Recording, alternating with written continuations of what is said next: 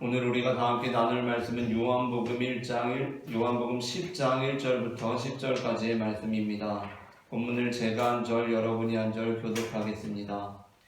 내가 진실로 진실로 너희에게 이르노니 문을 통하여 양의 우리에 들어가지 아니하고 다른 데로 넘어가는 자는 절도며 강도요 문지기는 그를 위하여 문을 열고 양은 그의 음성을 듣나니 그가 자기 양의 이름을 각각 불러 인도하여 내느니라. 자기 양을 낳아내오는 그의 앞서가는 양들이 그의 음성을 알므로 따라오되 타인의 음성은 알지 못하는 고로 타인을 따르지 아니하고 도리어 도망하느니라. 예수께서 이 이유로 그들에게 말씀하셨으나 그들은 그가 말씀이 무엇인지 알지 못하니라.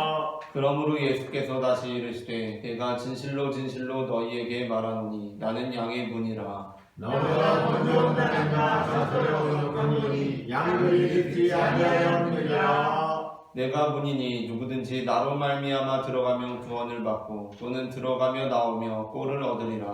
그들이 온 것은 누군지라도 죽이고 멸망시키려는 것뿐이요 내가 온 것은 양으로 생명을 얻게 하고 더 풍성히 얻게 하려는 것이라. 아멘. 이 시간 예배의 자리에 나오신 모든 성도님들을 환영하고 축복합니다. 아멘. 오늘 우리는 앞서 읽은 요한복음 10장 1절부터 10절까지의 본문으로 나는 양의 문이라 라는 제목의 말씀을 나누려고 합니다. 전해지는 말씀 가운데 하나님의 은혜가 있으시기를 바랍니다. 아멘. 요한복음은 예수님께서 하나님이시라고 공식적으로 천명하는 가장 강력한 복음서입니다. 요한복음 20장 28절과 1장 1절부터 3절 말씀을 다 함께 합독하겠습니다. 먼저 요한복음 20장 28절입니다. 도마가 대답하여 이르되 나의 주님이시요 나의 하나님이시니이다. 아멘. 다 함께 이어서 1장 1절부터 3절의 말씀을 합독하겠습니다. 태초에 말씀이 계시니라. 이 말씀이 하나님과 함께 계셨으니 이 말씀은 곧 하나님이시니라. 그가 태초에 하나님과 함께 계셨고 만물이 그로 말미암아 지은 바 되었으니 지은 것이 하나도 그가 없이는 된 것이 없느니라. 아멘. 우리는 사도신경으로 우리의 신앙을 고백할 때 전능하사 천지를 만드신 하나님 아버지를 내가 믿사오며 그 외아들 우리 주 예수 그리스도를 믿사오니 라고 고백합니다. 특별히 예수님을 고백할 때 우리는 하나님 아버지의 외아들이라고 고백합니다. 예수님께서는 하나님 아버지의 외아들, 독생자라는 이 고백은 공관복음서, 마태복음, 마가복음, 누가복음서에서는 주요한 고백은 아닙니다. 물론 마태복음, 마가복음, 누가복음에서도 예수님은 하나님의 아들이십니다. 마가복음을 시작하면서 예수님께서 하나님의 아들이시라고 마가복음은 분명하게 선언하고 있습니다. 마가복음 1장 1절 말씀을 다 함께 합독하겠습니다. 하나님의 아들 예수 그리스도의 복음의 시작이라. 아멘. 마태복음 또한 베드로를 통하여서 예수님께서 살아계신 아들이심을 선포하고 있습니다.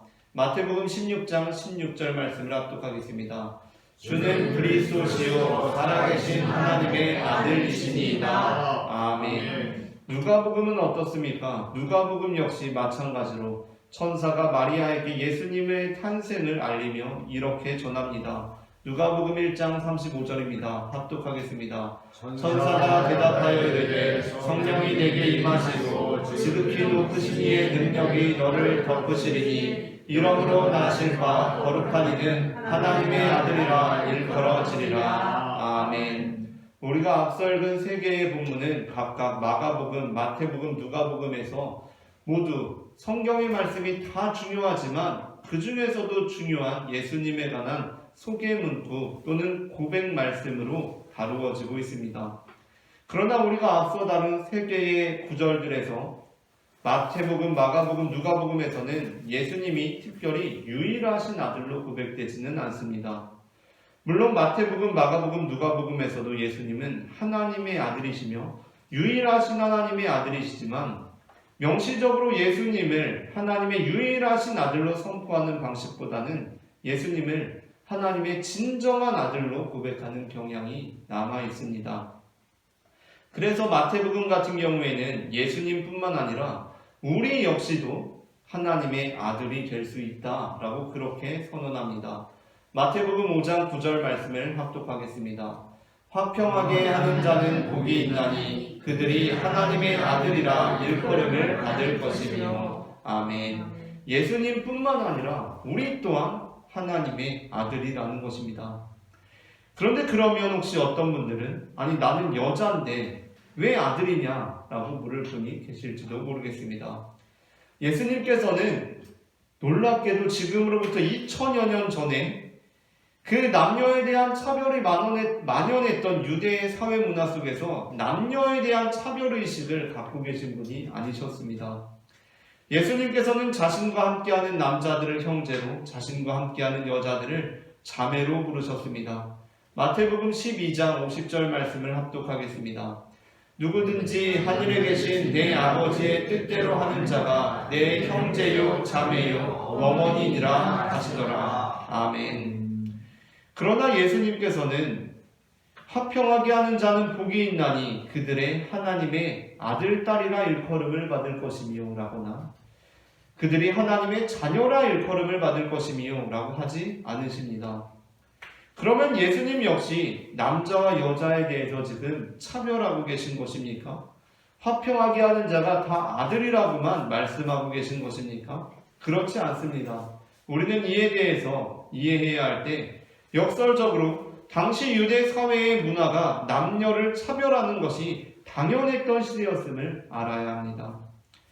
그런데 그러한 상황 속에서 예수님께서 자신을 따르는 모든 사람들에게, 모든 무리들에게, 여성들을 포함해서 우리는 하나님 안에서 하나님의 아들입니다 라고 말씀하십니다. 그 말씀을 들었을 때 여성들이 어떻게 반응했겠습니까? 예수님, 저희는 여자인데요? 라고 묻지 않았겠습니까? 예수님, 저희는 여자인데요? 라고 묻습니다. 그러자 예수님께서는 다시 이렇게 말씀하십니다. 잘 알고 있습니다. 당신은 하나님의 아들입니다. 라고 말씀하십니다. 그때 여성들이 느꼈을 경험이 무엇이었겠습니까? 아니, 나 여자인데 왜 자꾸 아들이라 그러지? 라고 했겠습니까? 그것이 아닙니다. 저는 그 당시 여성들이 그 메시지에 전율을 느꼈을 것이라고 생각합니다. 남녀가 차별당하고 딸이라고 해서 여성이라고 해서 아무런 혜택도 누리지 못하는 그 시대 사회 속에서 예수님께서는 예수님 앞에 나온 모든 사람들이 하나님의 아들이다 라고 선언하신 것입니다. 물론 오늘 이 시대에는 하나님의 아들이라는 표현도 좋고 하나님의 자녀라는 표현도 좋고 하나님의 딸이라는 표현을 해도 전혀 무방하다고 생각됩니다. 그러나 당시에 하나님의 아들이라는 예수님의 표현의 의미는 우리가 새겨야 할 필요가 있습니다. 그렇다면 다시 돌아와서 우리는 무슨 근거로 예수님을 하나님의 외아들이다 라고 고백하는 것입니까? 앞서 말씀드렸듯이 마태, 마가, 누가복음에서 예수님은 하나님의 아들이시긴 하시지만 유일하신 아들로 드러난 것 같지는 않고 진정한 아들로 그려지고 있습니다. 그렇다면 우리는 왜 무슨 근거로 예수님을 하나님의 유일하신 아들, 외아들이다 라고 고백하는 것입니까? 그 근거가 되는 것이 바로 요한복음입니다. 요한복음은 예수님을 하나님의 진정한 아들을 넘어서 유일하신 아들로 고백합니다. 요한복음 1장 14절 말씀을 합독하겠습니다. 말씀이 육신이 되어 우리 가운데 거하시매 우리가 그의 영광을 보니 아버지의 독생자의 영광이요 은혜와 진리가 충만하더라. 아멘. 요한복음 3장 16절 말씀입니다. 하나님이 세상을 이처럼 사랑하사 독생자를 주셨으니 이는 그를 믿는 자마다 멸망하지 않고 영생을 얻게 하려 하심이라. 아멘. 하나님께 이르는 다른 길은 없습니다. 예수님은 진정한 하나님의 아들이실 뿐만 아니라 유일하신 하나님의 아들입니다. 그래서 오늘 본문은 예수님만이 유일하신 문이 되심을 선포하고 있습니다. 오늘 본문에서 예수님께서는 자신이 양의 문이다 라고 말씀하고 계십니다. 오늘 본문 7절의 말씀을 다시 합독하겠습니다. 그러므로 예수께서 이르시되 내가 진실로 진실로 너희에게 이르노니 나는 양의 문이라. 아멘. 아멘. 예수님 당시에, 아니 지금도 아마 거의 모든 가축을 기르는 우리나 축사가 이러한 방식일 것 같은데, 예수님 당시에 양을 기르는 그 양 우리의 문은 하나였습니다. 그리고 문이 아닌 다른 곳은 다 울타리를 치든 장애물을 설치해서 그 우리 안으로 들짐승이나 다른 사람이 드나들 수 없게 합니다. 문이 하나밖에 없는 이유는 간단합니다. 그것은 문이 하나여야 양들을 관리하기가 쉽기 때문입니다. 문이 많아질수록 양 우리를 관리하기가 어렵고 비용도 많이 듭니다. 그래서 양의 우리의 문은 유일하다라는 의미를 갖습니다. 그렇기 때문에 예수님께서 나는 양의 문이다 라고 하셨을 때, 이는 양 우리로 드나드는 문이 여러 개가 있는데 예수님 역시 그 문들 중에 하나임을 의미하는 것이 아닙니다. 예수님께서 나는 양의 문이다 라고 하셨을 때 그것은 나는 유일한 문이다 라고 말씀하고 계신다는 것입니다. 어떤 사람들은 우리를 구원으로 인도하는 문, 영원한 천국으로 인도하는 문이 여럿 있을 것이라고 예상합니다. 마치 산에 오르는 길이 여러 개 있을 수 있고 서울로 가는 길이 여럿 있을 수 있듯이 각자 자신이 처한 상황에 따라서 어떤 사람은 동쪽으로부터 난 길에서 구원에 이를 수 있고 어떤 사람은 남쪽으로부터 난 길에서 산의 구원에 이를 수 있다는 것입니다. 하지만 그것은 우리의 믿음에 대해서 잘못 생각하고 있는 것입니다. 예수님께서는 길이요 진리요 생명이시기에 예수님도 하나의 길이라고 생각할 수도 있습니다. 그러나 그 말씀의 의미는 예수님께서 여러 길 중에 하나여서 예수님 말고도 다른 길이 있다는 의미가 아닙니다. 예수님께서 나는 길이요 진리요 생명이니 라고 하셨을 때 그것은 나는 진정한 생명의 길이다 라는 의미입니다. 예수님께서 나는 길이요 진리요 생명이라고 했을 때 예수님께서도 하나의 길이라는 의미가 아니라 나는 진정한 생명의 길이다 라고 말씀하신 의미라는 것입니다. 그렇기 때문에 예수님이 길이라고 해도 여기서 다른 길이 있다는 것이 아닙니다. 예수님만이 진정한 생명의 길이라는 말씀입니다. 그래서 예수님께서는 그 말씀에 뒤에 이어서 바로 이렇게 말씀하십니다. 요한복음 14장 6절 말씀을 합독하겠습니다. 예수께서 이르시되 내가 곧 길이요 진리요 생명이니 나로 말미암지 않고는 아버지께로 올 자가 없느니라. 아멘. 예수님께서 양의 문이라고 하는 것은 문이 여러 개 있음을 의미하지 않습니다. 여기서 문은 하나의 길이 아니라 구원의 장소 그 자체입니다. 그러니까 예수님께서 문이라고 할 때 그 문은 서울에 이르는 하나의 길이 아니라 서울 그 자체라는 것입니다. 이러한 의미는 그 다음 이어지는 예수님의 비유에서 명확하게 드러나고 있습니다. 먼저 오늘 우리가 나눈 요한복음 10장 1절부터 6절에서 예수님께서는 양과 목자 그리고 문으로 이루어지는 비유를 통하여 바리새인들에게 말씀하십니다. 그런데 그 말씀을 듣고도 그들은 그가 하신 말씀이 무엇인지를 알지 못합니다. 그때 예수님께서 하신 말씀이 무엇입니까? 첫째로 나는 양의 문이다 라는 것입니다. 그리고 그것을 넘어서 오늘 본문에 포함되지는 않았지만 바로 다음 구절인 11절에서 예수님께서는 나는 선한 목자다 라고 하십니다. 오늘 본문이 끝나는 10절에서 바로 이어지는 요한복음 10장 11절 말씀을 합독하겠습니다. 나는 선한 목자라 선한 목자는 양들을 위하여 목숨을 버리거니와. 아멘. 바로 이 예수님의 메시지를 통해서 유대인들은 예수님께서 신성을 모독했다라고 주장합니다. 33절의 말씀을 합독하겠습니다. 유대인들이 대답하되 선한 일로 말미암아 우리가 너를 돌로 치려는 것이 아니라 신성 모독으로 인함이니 네가 사람이 되어 자칭 하나님이라 함이로라. 아멘. 오늘 본문과 같은 장에 담겨있긴 하지만 사실 이 33절 본문은 오늘 우리가 읽은 예수님께서 나는 양의 문이라거나 나는 선한 목자라고 하신 말씀과는 시간적인 간격과 터울을 갖고 있는 본문이긴 합니다. 그러나 요한복음 10장에서 우리가 읽은 본문으로부터 유대인들이 주장하는 신성 모독으로 이어지는 것은 우연이라고 할 수 없습니다. 그러니까 비록 유대인들이 신성 모독이라고 하는 것은 앞선 30절에서 예수님께서 나와 아버지는 하나이다 라고 하신 주장으로부터 비롯된 것이지만 단순히 그것이 아니라 나는 양의 문이다, 그리고 나는 선한 목자다 라는 것으로부터 점진적으로 예수님께서 나아가고 계신다는 것입니다. 그렇다면 예수님께서 나는 선한 목자라고 하신 것이 왜 신성 모독입니까? 그 이유는 이스라엘 민족에게 목자는 단 한 분이시기 때문입니다. 그분이 누구입니까? 바로 여호와 하나님이십니다. 시편 23편 1절의 말씀을 합독하겠습니다. 여호와는 나의 목자시니 내게 부족함이 없으리로다. 아멘.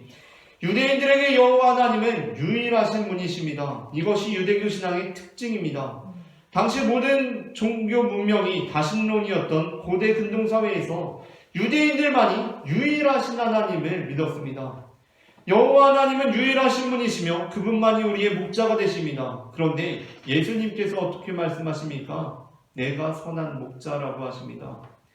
그러니까 여기서 선한 목자, 양의 문이다라고 하는 것은 예수님의 유일하심을 뜻한다는 것입니다.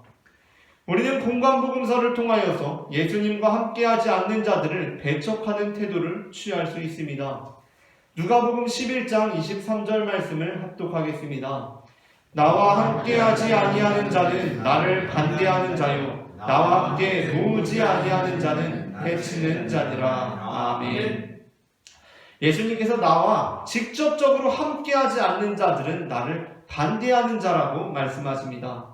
이는 다른 사람들을 향한 예수님의 배타적인 모습을 보여주고 있는 본문입니다. 그러나 다른 본문을 통하여서 우리는 다른 사람들을 수용하는 태도를 취할 수도 있습니다. 누가복음 9장 50절 말씀을 합독하겠습니다. 요한이 여짜오되 주여 어떤 사람이 주의 이름으로 귀신을 내쫓는 것을 우리가 보고 우리와 함께 따르지 아니하므로 금하였나이다. 예수께서 이르시되 금하지 말라. 너희를 반대하지 않는 자는 너희를 위하는 자니라 하시니라. 아멘. 이 본문에서는 또 예수님께서 다른 사람들을 수용하고 계십니다. 예수님의 이름으로 선한 일들이 행해지고 있다면 직접적으로 우리를 따르지 않더라도 우리와 함께하는 자라는 것입니다. 이처럼 성경은 다양한 대답들을 줌으로써 우리가 다변화된 상황 속에서 절대적인 답으로 일관할 것이 아니라 신중하게 그 답을 추구해야 함을 가르쳐주고 있습니다. 그러나 요한복음에는 그런 것이 없습니다. 요한복음은 예수님만이 유일하신 분입니다. 다른 것은 없습니다. 타협이 없습니다. 다른 문으로 드나드는 사람은 우리를 도와주는 사람이 아니라 실제 문이 아닌 담을 넘고 개구멍으로 드나드는 자들로서 절도며 강도입니다. 우리 편이 아닙니다. 사실 이러한 태도가 어떠한 사람들에게는 너무 폐쇄적이고 공격적으로 느껴질 수도 있습니다. 그렇지 않습니까? 오늘날 우리는 다양한 진리들을 알고 있습니다. 다른 종교들에서 배울 것도 많이 있습니다. 그런데 그러한 상황 속에서 예수님만이 문이고 다른 자들은 절도, 강도라고 말하는 것이 지나치게 여겨지기도 합니다. 하지만 이 메시지야말로 오늘 우리가 유념해야 하는 메시지입니다. 그 이유는 요한복음에서 이 메시지는 공동체 밖을 향하여 올린 메시지일 뿐만 아니라 교회 안을 향하여 선포된 것이기 때문입니다. 예수님만이 유일하신 문이고 양들은 다 그 문을 통하여 드나듭니다. 다른 문은 있을 수 없고 문이 아닌 다른 곳으로 드나드는 짐승, 다른 곳으로 드나드는 사람들은 다 절도고 강도입니다. 무찔러야 합니다. 각각의 복음서들은 저마다 강조하는 사랑이 있습니다. 마가복음은 하나님의 사랑을 강조하고 마태복음은 원수의 사랑, 누가복음은 이웃사랑, 요한복음은 서로 사랑을 우리에게 강조하고 있습니다. 서로 사랑이란 무엇입니까? 적어도 그 공동체 안에서는 위계가 없다는 것입니다. 우리가 믿는 진리 안에서 다른 문이 없다는 것입니다. 예수님밖에 없다는 고백입니다. 하나님과 우리 사이에 다른 중재자가 또 있을 수가 없습니다. 오직 예수님밖에 없습니다. 어느 목사님, 어느 기도원 원장, 어느 지도자, 어느 사도 그런 것 없습니다. 그냥 예수님밖에 없습니다. 아멘. 다른 특별한 사도도 없습니다. 그래서 요한복음에서 가장 중요하고 신비한 인물로 등장하는 그 인물의 이름을 적지 않고 있습니다. 물론 모든 복음서의 주인공이 예수님이지만 요한복음에서는 예수님을 제외하고 좀 주조연 정도에 해당하는 인물로 보이는 사람이 등장합니다. 근데 그 사람의 이름이 나오지 않습니다. 그 사람은 그저 예수님께서 사랑하시는 제자였다라고 그렇게 기록하고 있습니다. 그는 그냥 예수님께서 사랑하시는 제자입니다. 요한복음은 예수님 외에 다른 어떤 존재의 특별함도 허용하고 있지 않다는 것입니다. 성경에는 예수님의 형제들에 관한 말씀이 나옵니다. 그러자 어떤 성도님이 이러한 질문을 하신 적이 있습니다. 예수님께서는 독생자인데 예수님께 어떻게 형제들이 있을 수 있습니까? 라고 말입니다. 이분은 성경 공부를 제대로 하신 분입니다. 예수님께서 독생자라는 것을 알고 계셨기 때문입니다. 그런데 놓치고 있는 것이 있었습니다. 그것은 예수님께서도 육신의 형제들은 있었다는 것입니다. 예수님께서 독생자셨다는 것은 육신으로 이 땅에 오셨을 때 외아들이었다는 것이 아니라 하나님의 외아들이시라는 것입니다. 앞서 말씀을 나눈 바와 같이 예수님께서는 육신의 형제들, 동생들이 있으셨습니다. 앞서 나누었던 마태복음 12장 50절의 배경이 그 내용입니다. 46절부터 50절까지의 본문을 제가 한 절, 여러분이 한 절 교독하겠습니다. 예수께서 무리에게 말씀하실 때에 그의 어머니와 동생들이 예수께 말하려고 밖에 섰더니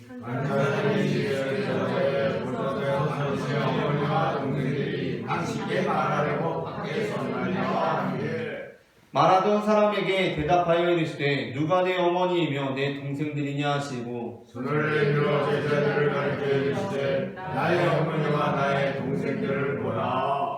함께 읽겠습니다. 누구든지 하늘에 계신 내 아버지의 뜻대로 행하는 자가 내 형제요 자매요 어머니이라 하시더라. 아멘. 한때 천주교회의 주요한 가르침 중에 하나가 마리아가 더 이상 임신을 하지 않았다. 그래서 마리아는 성스러운 존재다. 라는 가르침으로 일관하던 때가 있었습니다. 그때에도 개신교회는 마리아가 우상화되는 것을 방지하기 위하여서 예수님께 형제들이 있었으며 마리아가 예수의 동생들을 임신하고 출산했다라고 그렇게 개신교회는 주장해 왔습니다. 그 이유가 무엇입니까? 예수님의 어머니도 하나님과 우리의 관계 안에서 특별한 존재가 될 수 없다는 의미입니다. 예수님은 육신적으로는 외아들이 아니시고 동생들이 계셨습니다. 그 중에는 초대교회의 위대한 지도자이자 야고보서의 저자인 야고보도 있고 유다서의 저자인 유다도 있었습니다. 그들이 다 예수님의 동생들입니다. 그러나 예수님은 영적으로는 유일하신 아들이십니다. 다른 길, 다른 문, 다른 이름은 없습니다. 지금으로부터 2000년 전에 이 땅에 오신 그 구체적인 인물, 분명한 하나님 그분 외에 다른 메시아는 없습니다.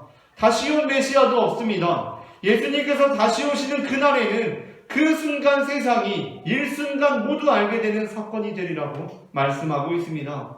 마태복음 24장 23절부터 31절 말씀을 제가 한 절, 여러분이 한 절 교독하겠습니다.